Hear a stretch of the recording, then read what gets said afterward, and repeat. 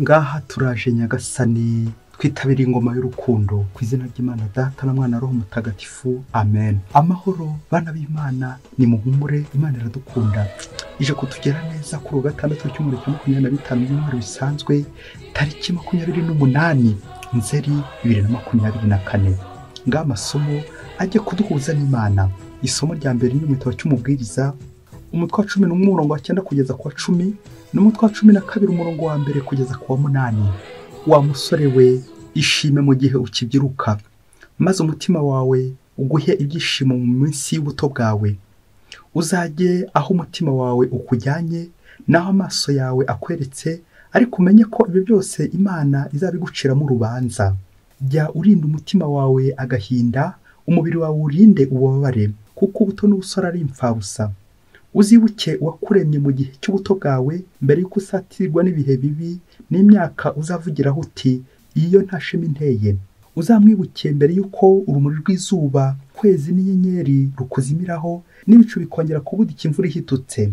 Icyo gihe amaboko yakurwanagaho azabatitira, intugu wikorezaga zihetame, amenyo warusigaranye ananirwe gutapfuna, n'amaso warebeshaga ahume. Icyo gihe amatwi yawe ntazaba acyumva, ijwi ryawe rizatetimira, uzabura ibitotsi mu bunyoni, utanagiheruka indirimbo z'ibitaramo. Ubwo ntuzaba ugiterera umusozi, nugera mu nzira uzazengerezwa, umutwe wawe uzabe uruyenzi nk'igiti kirabije, amaguru yawe ananirwe kwiterura, kuko nta kabaraga uzaba usigaranye, ahubwo uzagenda ugana indaro y'ikuzimu, maze abategereje kukuririra bahore mu muharuro. Ubwo ni imbere y'ukunogoka, ubwonko butarasandara, ngo igifu gitabuke n'umutima uturike, maze umukungugu usubire mu gitaka wavuyemo, n'umwuka w'ubugingo usubire ku Mana yawutanze. Koko ko Hereti yaravuze ati ibintu ni ubusa, koko byose ni ubusa. Iryo ni ijambo ry'Imana. Zaburi ni ya 90. Nyagasani watubereye ikiramiro kuva mu gisekuruza kujya mu kindi. Abantu basubiza mu mukungugu, kuko wavuze uti bene muntu nimusubire iyo mwavuye. Mu maso yawe imyaka 1000 ni nk'umunsi w'ejo wahise, ni nk'isaha imwe y'ijoro. Ubuzima bwa muntu ubukuraho nk'ibitotsi bishira mu gitondo nk'icyatsi.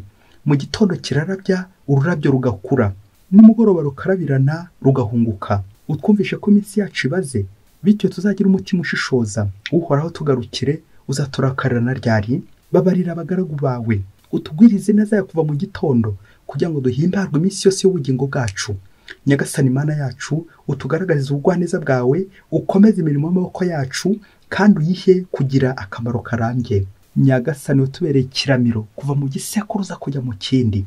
Nyagasani Yesu nabane namwe. Amagambo mu Ivanjili ntagatifu kwanditswe na Luka umutwe wa 9 murongo 43 kugeza ku 45.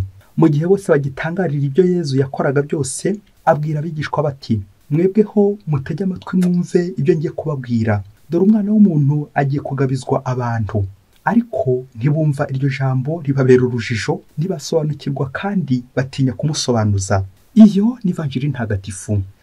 Bayoboke b'Imana, nimugira amahoro. Nyagasani buri munsi araduhamagara.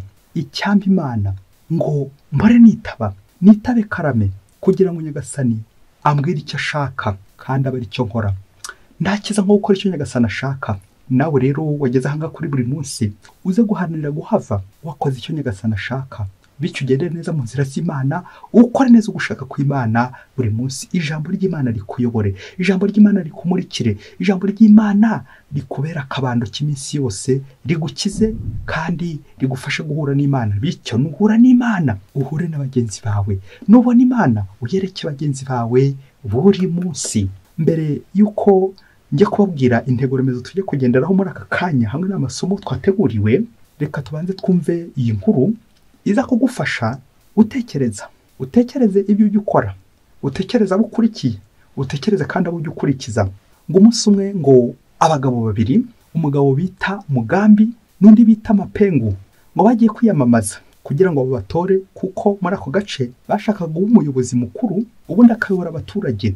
Ubwo Mugambi ngo yari yarize yaraminuje, ariko nta mafaranga afite, nta kashi, bishoboke ko yari n'umushomeri. Nuko Mapengu we ngo ntabwo yari yarize, ariko ngo yari afite amafaranga ku buryo n'iposita yasimbuka. Abagabo babiri rero nibo bari abakandida mu kujya kwiyamamaza kugira ngo bazayobore, uzatsinda nyine amatora azayobore imbaga. Iyo mbaga yari imukikije, iyo mbaga yari igiye kubatora. Nuko ngo umunsi w'amatora uragera, nuko umunsi wo kwiyamamaza uragera, imigambi ndetse n'amapengu bajya kwiyamamaza. Ubwo hagati aho se wamenya uza gutsinda? Nuko migambi ngo atangira avuga imigabo n'imigambi ye, ngo abwira abaturage ati umva rero mwa baturage mwe, njyewe ndifuza ko tuzafatikanya, muzamfashe nanjye azabafashe, ubundi tuzagera heza, tuzagerana heza. Nuko baramureba, bongera baramureba, bamwe bati koko uje kudukuramo ubukire bwacu kugira ngo tugufashe, bamwe baramunyega. Ako kanya Mapengu nawe ahita afata ijambo, ahita afata mikoro, aratangira ariyamamaza. Mapengu ati umva rero, ndabizi hano mufite akarengane, ndabizi hano mufite ibibazo bibiri ngiye kuzakemura, mufite inzara, mufite n'inyota.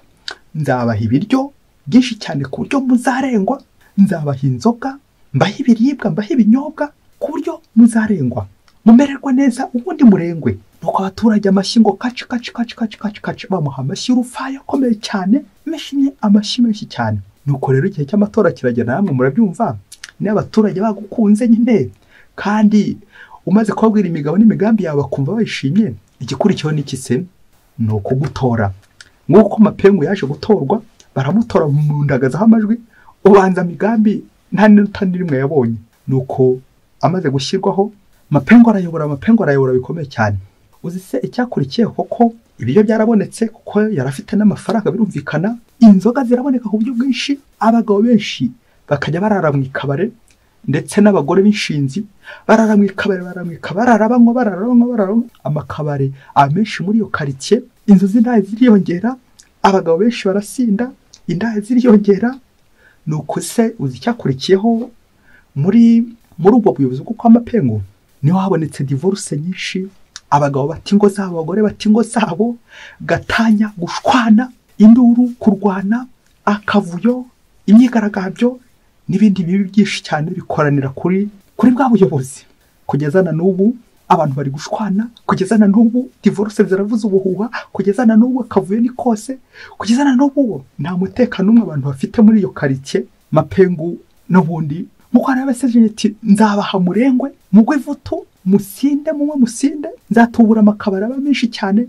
Ni nako byaje kugenda nyine, ngo kuko ingo nyinshi zibayeho kubera ubuyobozi bwa Mapengu. Mapengu, mbega wowe bayoboke b'Imana, nimugira amahoro. Aka kanya ukuye muri ihe somo mugambi na Mapengu, nguko amasomo twateguriwe aradufasha kuba bo turi bo. Kugira ngo ubu uriwe bigusaba iki? Kwigomwa, ukigomwa icyubahiro, ukigomwa ibintu, bityo ukamera ukuri, ukaba uriwe. Uko akenshi dukunze kwishushanya tugatangaza ibyo dutari byo kugira ngo abantu baduha amashyi, badukomere mu mashyi, admiration. Ariko imbere nta kirimo, imbere turi kubeshya, imbere ahubwo tuzica abantu kera kabaye, ukazicisha abantu inzoga, ukazicisha abantu ibiryo, abantu nyine bakarengwa. Kandi burya iyo warenzwe n'Imana ntubukiyibuka. Icyo gihugu se abagabo bararamwikabare, abagore bakaramuza indaya, aho ngaho bazongera kujya mu rusengero ryari, bazongera kujya mu kiliziya ryari gusenga, kubura akanya ko gusenga. Kubera iki? Nta kwigomwa kukiri aho ngaho. Buri wese arikunda, buri wese arishyira, buri wese arishyira, yarangiza kwishyira ubundi akanizana, bikarangira nta rugo rukiri aho ngaho, nta buzima bukiri aho ngaho, nta n'umwe muri abo ukigomwa, nta n'umwe muri abo ukiri uwariwe, kubuhuriwe. Isomo rya mbere turi kuzirikana no muri no minsi yose, isomo rya mbere turi kuzirikana muri ibi bihe byo mu gitabo cy'umubwiriza, bari kutubwira ko ibintu byose ari ubusa. Ariko icyo abantu tubuze ubushishozi, kwitegereza. Ibintu biratambuka, bigatambuka, ntibigire n'isomo n'imwe bidusigira. Ingoma zose ziratambuka, ntibigire n'isomo n'imwe bidusigira. Ingoma ni imwe gusa izaramba, ni ya Kristo, izindi zose zizasenyuka. Amapengu bazi bakagusezeranya ibiribwa, bakagusezeranya ibinyobwa, amaherezo ubuyobozi bwabo buzasenyuka, ingoma zose zizasenyuka, hasigara ingoma ya Kristo. Ngibyo rero ngiye interura umubwiriza asorejeho ati ibintu ni ubusa, koko ni ubusa. Ibintu ni ubusa, koko ni ubusa, byose ni ubusa. Amen. Iyaba narizi ko ibintu byose ari ubusa, sinakongeye kwiruka ku makuzo, ku byubahiro, ku bintu ndetse no ku bantu, ahubwo kwiruka ku Mana, ubuntu bw'Imana. Akenshi dukunze kwiruka ku bintu, tukiruka ku bantu, ariko tukaza kwibagirwa ubuntu bw'Imana. ngo kuko ngomba kwitoza kwigomwa ibyubahiro kugira ngo nanjye nicishe bugufi. Kuko burya umuyobozi ni muntu ki? Umuyobozi ni uwicara akaryama akarambarara abandi bakamugenderaho bajya hehe bajya mu ijuru. Kuko nyine umuyobozi ni uyobora abantu ku Mana. Nibyo bizarangira nyine abafite imigambi myiza tutabatoye, nibyo bizarangira abafite imigambi myiza, nibyo bizarangira abafite imigambi myiza tubahindiye kure, kandi bagomba kudusohoza heza ku Mana. Ubuzima nyabwo nuko tureka Imana igatwiyoborera gushingira ku Mana. Nabyo muri ibyo baza bari kurimba ati Nyagasani watubeye ikiramiro kuva mu gisekuruza kujya mu kindi. Amen. Kuva mu ntangiriro kugera ku nyusurizo ugashingira ku Mana. Icyo nicyo bita nyine ubuzima. Ubuzima bukomeye ku Mana. Niba udakomeye ku Mana ntabwo uzigera ukomera. Na niyo mpamvu burya umuntu ukurusha gukomera mu Mana nta niho buryo bukomeye. Ese uzagira amafaranga kuko ugira ibintu bya mirenge, ugire utegeke, ariko se niba utari mu Mana, niba udafite Imana, wageze mu byo ukora nirinze kuvuga ko ari ubusa, nawe mpemutse. Umubwiriza ati ibintu ni ubusa, ibintu ni ubusa koko, ibintu byose ni ubusa. Nubwo bavuze ngo ibintu byose ni ubusa, ntabwo bashaka kugira ngo ibintu duhita tubijugunya, ahubwo ibintu dufite yabaga twabikoreshaga dusanga Imana. Ya mafaranga twari dufite yadufashaga kwegera Imana, twamererwa neza. Ariko tubazwe n'ukuntu ibintu dufite bituma tujya kure y'Imana, twebwe ducurika uwo murongo. Rero icyiza nuko ibintu dukoresha byatuganisha ku Mana. Turumva no mu Evangelii no munsi ibitangaza ukuntu bafataga Yesu. Kongere twibutsa mu isezerano rya kera Abayahudi b'Isiraheli uburyo bari bategereje Mesiya uzaza kubacungura akabatsindira abansi babo, niyo nyine bari bategereje. Turamumva batangara bose, admiration. N'intumwa za Yesu nazo zari zigiye kugwa muri uwo mutego, ariko Yesu ari kugenda agira gute azikebura. Tugafata Yesu nk'umunyabitangaza, magicien wamuza kudukemura ibibazo. Waba urwaye ukifuza ko Yesu yahita gukiza ako kanya, waba ubabaye ukifuza ko Yesu yahita guhoza ako kanya, waba uhuye n'ibibazo ukumva Yesu yahita azana ibisubizo ako kanya. Aho se wagize ngo si ugufata Yesu nk'umupfumu wawundi uzana ibisubizo gusa, ariko igihe cyagera Yesu yakubwira ati umva rero mwana wanjye ngiye kubabara, ngiye kunyura mu nzira y'ububabare, nuko ukabisha uti koko Yesu nyura aha ngaha mbe ndi kwabazwa iki gihe kandi uhari, mpure n'ibi byago kandi uhari. Uko nako no gutemera umusaraba ni ugushaka gufata Yesu gusa nk'umunyabitangaza, ariko ukaza kubegirwa ko Yesu ari Messi souffrant, ari Yesu dukurikiye yicisha bugufi, ni umukene, ariyoroshya. Ni Yesu wasebye kandi agira ngo twebwe tugire iki, tugira agaciro. Rero nawe ntugajye ufata Yesu nk'umunyabitangaza gusa ngo Yesu nutankora iki ngiki nanjye sinzongera gukora kiriya, Yesu nutamba iki ngiki nanjye sinzongera gukora buriya butumwa. Ugasanga kenshi twagiye twihagarika ku butumwa, ugasanga kenshi ntitugikanaye mu ngoro y'Imana ngo kubera ko Yesu ataduhaye biriya. Kubera iki? Twagize deception, none turi kubicura ku Yesu byose. Muvyeyi, nta cyago ufite muri no minsi, ibibazo ufite, ariko ukaba utari kubona igisubizo vuba, ukaba warasabye Yesu ibisubizo none ngo warabibuze. None icyawo wagize ute? Waravuze uti sinzasubira no kujya gusenga, sinzasubira no guhura n'Imana. Ugasanga cyinshi twagiye twivumbura. Kubera iki? Wari witeze Yesu umunyabitangaza, admiration, ariko siko byagenze. Yesu rero ntabwo ari ko ateye. Yesu wacu ni wundi wiyoroshya, ni wundi uca bugufi, ni wundi uzagombera kwitanga kugira ngo atwitangire ubundi aducungure. Kubera impuhwe ze, kubera kwigomwa, Yesu aratwereka uko ari. Umwana w'Imana atwereka uko ari. Yesu ntatwizeza ibitangaza ngo azaza ahombora abanzi bacu, ahubwo ni Yesu wiyoroshya, Yesu yikonoza mu ikuzo. Imana yigize umuntu kugira ngo icungure abantu, ikazabanza kunyura mu rupfu, ububabare, kugira ngo akize abantu. Jésus humilié, Jésus pauvre, Jésus souffrant.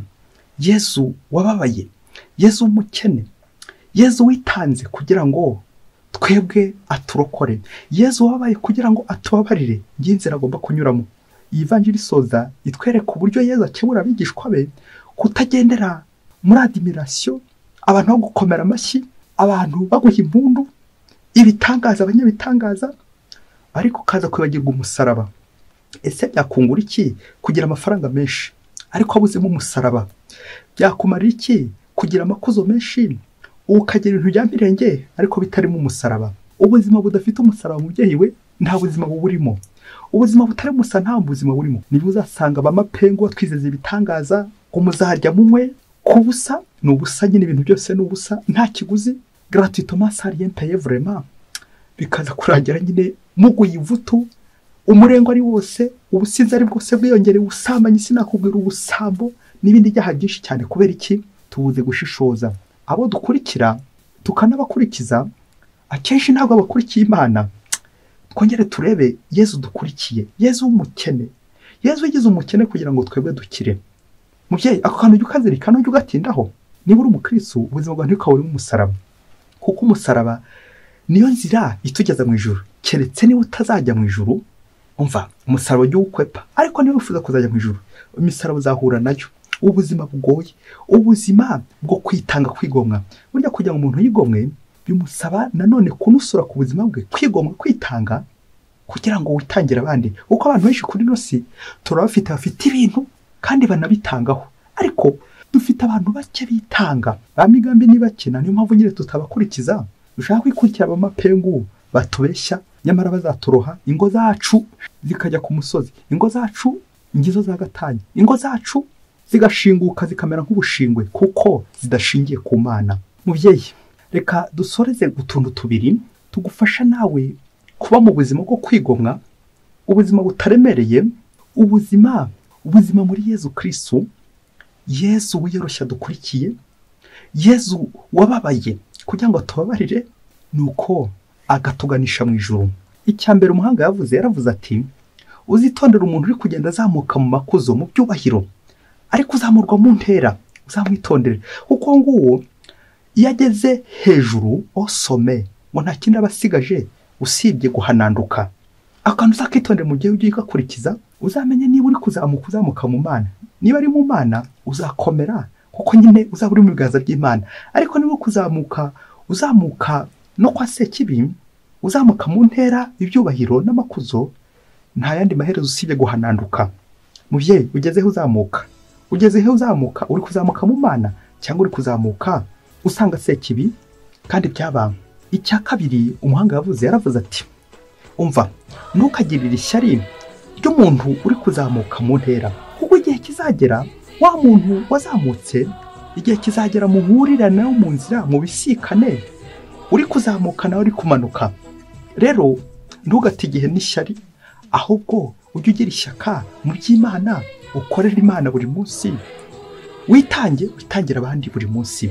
Nanjye nkomeje gukwifuriza kwigomwa.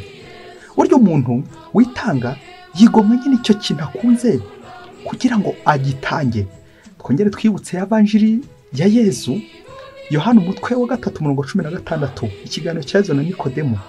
Imana nayo ubwayo yatanze umwana wayo kugira ngo icungure abantu. Nawe rero kwigomwa ntibitana no kwitanga. Gutanga ugahereza abantu ntacyo bimaze niba ubuzima bwawe atari ubwo kwitanga. Kwitangira abandi buri munsi, bityo ukurikire kandi ukurikize Kristo buri munsi. Imana ibahe umugisha. Imana Data na Mwana na Roho Mutagatifu. Amen. Padiri Masumbuko Ladislas wa Diyosezi ya Cyangugu.